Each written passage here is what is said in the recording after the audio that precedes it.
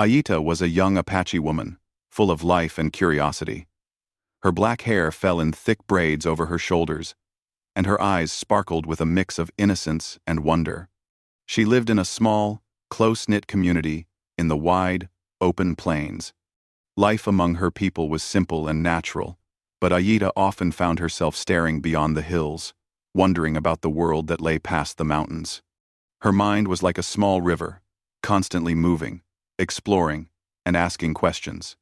One bright morning, Aita was walking along the edge of the forest, picking herbs for her mother, when she noticed smoke rising from the valley below. Curious, she crouched behind a bush and watched carefully.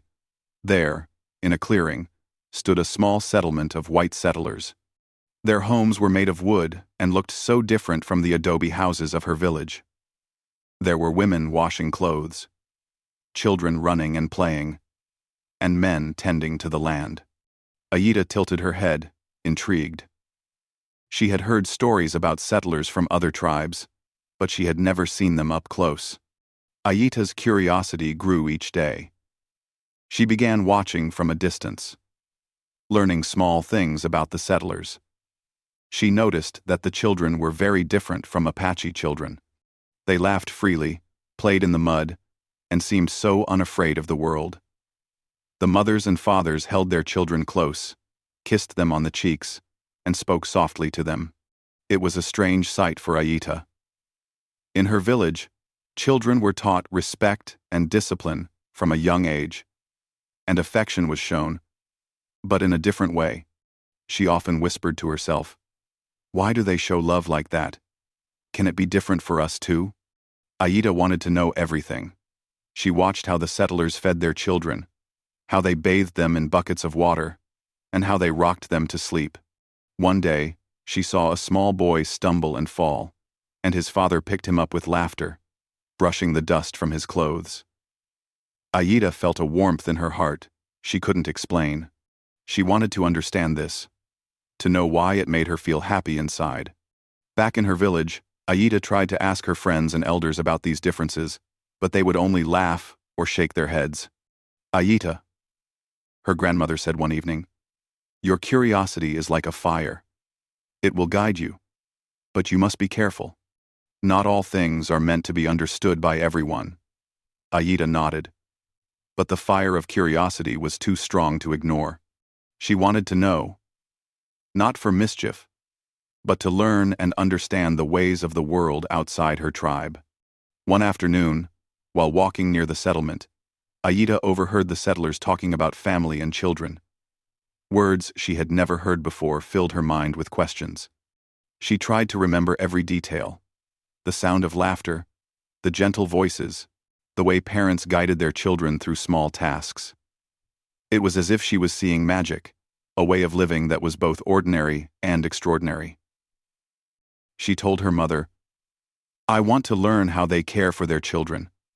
I want to see it for myself. Can I?" Her mother looked at her with a mixture of worry and understanding. She knew Aita's mind was full of questions. And she also knew the world beyond the village could be strange and dangerous.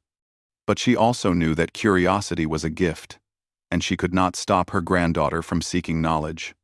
The next few days, Aita spent every free moment observing the settlers. She learned that the children were taught simple things: walking, talking, eating with care, and even small chores. But it was not the lessons that fascinated her most, it was the love. The way the parents smiled at their children, the way they laughed together, and the way the children ran to them when scared or hurt.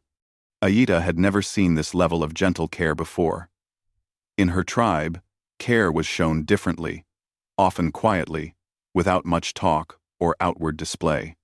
But here, love was loud, clear, and visible. Aita felt her heart swell every time she saw it. Her friends in the village noticed her fascination and teased her. "Aita, why do you stare at them so much? Do you want to be like them?" they asked, giggling. Aita smiled, but did not answer. She did not want to be exactly like them. She only wanted to understand, to see how another way of life could exist. She spent hours thinking about the differences, imagining what it would be like to experience the warmth and freedom she saw in the settlers' families. One evening, Aida sat near the river, watching the sunset paint the sky in orange and pink. She whispered to herself, "So this is how they make children happy. How they raise them with so much care. Can I try too? Can I learn this way?" The words surprised her, even as she spoke them. It was not disrespect, it was pure curiosity.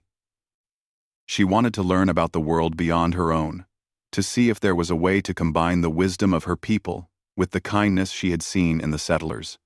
Aida's curiosity began to grow into determination. She wanted to approach the settlers, to ask them questions, to see if they would allow her to learn. She imagined herself sitting with the mothers, watching the children, learning every small detail, the songs they sang, the games they played, the ways they comforted one another. Every night, she thought about it, planning in her mind how she would speak to the strangers without causing fear or offense. One day, as she walked closer to the settlement, she saw a young girl sitting under a tree, holding a small wooden toy. Aida's heart raced. She wanted to speak, but she hesitated. She watched the girl play, imitating what her mother had taught her. Aida thought about the games children played in her tribe, running through fields, climbing trees, pretending to hunt. It was different, but somehow, it felt connected. Play, she realized, was a language that all children understood. Finally, Aida gathered her courage. She took a deep breath, smoothed her braids, and stepped out from behind the trees. The young girl looked up, startled, but Aida smiled gently. "Hello," she said softly. "My name is Aida. Can you teach me?" The girl blinked, surprised by her words. Then she smiled and nodded, pointing to her mother who was nearby. Aida's heart leapt. Aida knew the road ahead would not be easy. She did not understand all the customs, all the words, or all the ways of the settlers. But she also knew that curiosity and kindness could open doors. That night, as she returned to her village, she felt excitement bubbling inside her.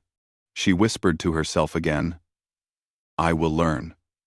I will understand. I want to see how children are made happy. I want to see if it can be part of my life too." And so, Aida's innocent curiosity set the stage for a journey that would teach her not just about children and families, but about the beauty of learning from others, the courage it takes to approach the unknown, and the quiet power of blending worlds with respect and care. Her story, like the river she often watched, had just begun. It was a story of wonder, of questions, and of a brave young woman ready to discover a world she had only dreamed of, all without leaving her heart behind. Aida woke up early the next morning, her mind buzzing with excitement.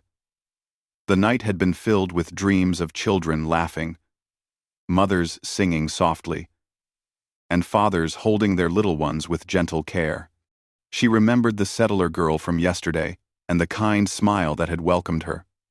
Aida knew that today she would take her first real steps into a world she had only observed from a distance. She walked carefully toward the settlement, keeping to the edges so she would not startle anyone. When the young girl saw her, she waved and ran to greet her. "Hello! Do you want to play?" the girl asked in a soft, cheerful voice. Aida smiled and nodded. She followed the girl to her mother, who was sitting on the porch, mending clothes. The mother looked up and saw Aida standing shyly nearby. She studied Aida for a moment, noting the curiosity in her eyes. "Hello," she said kindly. "Are you a friend of our little girl?" Aida bowed her head respectfully. "My name is Aida," she said softly. I want to learn. Can you teach me how you care for your children?" The woman's eyes widened slightly, surprised by the question. But then she smiled warmly. "Of course," she said. "Come, Sit with us. You are welcome here. Aida felt a warmth spread through her chest. She had been nervous, afraid that the strangers would be wary of her, but instead, they welcomed her curiosity. For the first time, Aida sat among settlers, watching as the mother prepared a small meal for the children. She learned how they washed their hands before eating, how they encouraged the children to eat slowly and enjoy each bite. Aida was fascinated by the patience and care the mother showed. In her tribe, children were taught to eat quickly so that work could continue. But here, food was more than nourishment. It was a moment of learning, sharing, and connection. After the meal, Aida watched the mother guide her children in small chores. One boy was sweeping the floor, and the mother praised him gently for doing a good job. Another child was putting away toys, and she smiled warmly when he completed the task. Aida could see the joy in these children, the pride in doing small things well, and she realized that love was present in every action, not just in words. Aida's heart felt full. She realized that this world was not so different from hers, only different in the ways people expressed care and guidance. She wanted to remember every detail, the words, the gestures, the laughter. She took mental notes, imagining how she could one day bring some of these ideas back to her own community. The days passed quickly. Aida returned to the settlement each morning, learning more from the mother, the father, and even the children. She learned simple songs that mothers sang to soothe their children, games that taught counting and cooperation, and ways to encourage children to express their feelings. She also observed how fathers comforted their children, held them when they were frightened, and encouraged them to try new things without fear. Every lesson was new and exciting. One afternoon, the settler mother noticed Aida looking thoughtful. "What's on your mind?" she asked kindly. Aida hesitated, then spoke softly. "I have never seen children cared for like this before. At my village, we love our children too, but in a different way. I want to learn, so that when I have a family, I can love them well too." The mother nodded with understanding. "Learning from each other is how we grow," she said. "And love, no matter how it is shown, is always the same." Aida smiled, feeling a deep connection to the settlers she had only just met. She realized that curiosity could lead to understanding, and understanding could lead to respect. She had come here hoping to learn about raising children, but she had discovered something greater. A shared humanity. A recognition that all people, no matter where they come from, care deeply for their families. One day, while playing with the children near the river, Aida noticed a small boy struggling to climb a tree. He looked frightened, unsure if he could do it. Aida remembered how the settlers encouraged their children gently, praising their efforts and comforting their fears. She approached the boy carefully and said, "You can do it. Take one step at a time. I will be here." Slowly, the boy climbed, and when he reached the branch, he looked down and laughed. Aida laughed too, feeling a rush of pride and happiness. She had learned not just by watching, but by doing, by sharing, and by caring. As the days turned into weeks, Aida became more confident. She began to understand the rhythm of settler life, the balance of work, play, learning, and rest. She learned how to create small routines for children, how to celebrate their small successes, and how to comfort them when they were upset. She also began to share stories from her tribe, teaching the children simple Apache songs, games, and traditions. The settlers were curious and delighted, learning new things from Aida as she had learned from them. Through this exchange, Aida discovered that learning from others did not mean leaving her own culture behind. She could take the best parts of what she saw and combine them with the traditions she loved. She realized that love and care were universal, but the ways of expressing them could be shared, adapted, and respected. One evening, Ayita sat with the mother, watching the sun set over the fields. She felt a deep sense of gratitude and joy. "Thank you for teaching me," she said softly. "I have learned so much, more than I could ever imagine." The mother smiled, placing a gentle hand on Ayita's shoulder. "And we have learned from you too," she said. "Every culture has wisdom. Sharing it makes us all stronger." Ayita returned to her village that night with a heart full of hope and excitement. She could not wait to share what she had learned with her family and friends. She knew that the knowledge of care, patience, and gentle love could enrich the lives of the children in her tribe.